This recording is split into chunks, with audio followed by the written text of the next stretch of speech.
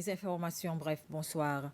Le département des technologies de l'information et de la communication lance le CERT-SI, une plateforme nationale pour répondre aux urgences liées à la cybersécurité.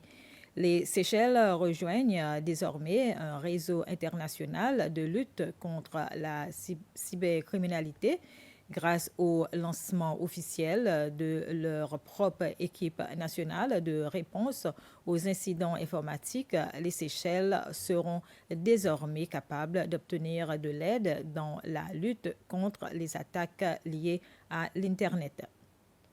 Face au nombre de crimes liés à Internet, les Seychelles ont décidé de se regrouper pour trouver des réponses à ces attaques.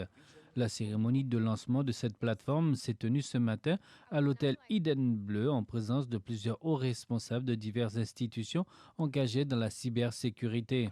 La création de cette plateforme s'inscrit dans une dynamique mondiale où de nombreux pays disposent déjà de leur CERT pour détecter, répondre et prévenir les attaques criminelles sur Internet.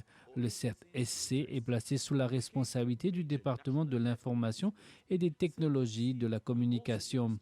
Elle est dirigée par Chris Gopal, chef de l'unité cybersécurité du DICT. Ce sont les agents de cette unité qui forment le noyau opérationnel du CERT-SC.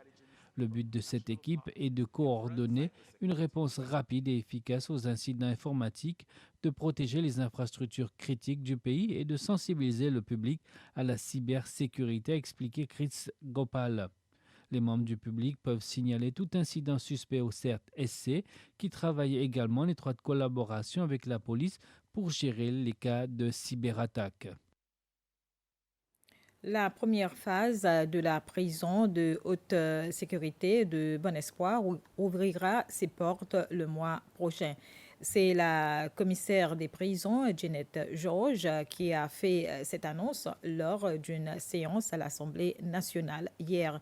Cette nouvelle installation comprend 11 cellules et pourra accueillir jusqu'à 21 détenus dans le cadre de cette première étape du projet. Madame Georges s'exprimait en compagnie du ministre des Affaires intérieures en réponse à une question posée par le député de Belazar, François Alilaïd. La deuxième phase du projet devrait démarrer en 2027. L'ambassadeur des Seychelles auprès des Nations Unies, Ian Madeleine, a participé à la conférence internationale organisée à New York du 28 au 30 juillet, co-présidée par la France et l'Arabie saoudite sur la question palestinienne. Il a appelé à une action urgente face à la crise humanitaire à Gaza et a réaffirmé le soutien ferme des Seychelles à la solution de deux États considérés comme le cadre reconnu pour parvenir à une paix durable entre Israël et la Palestine.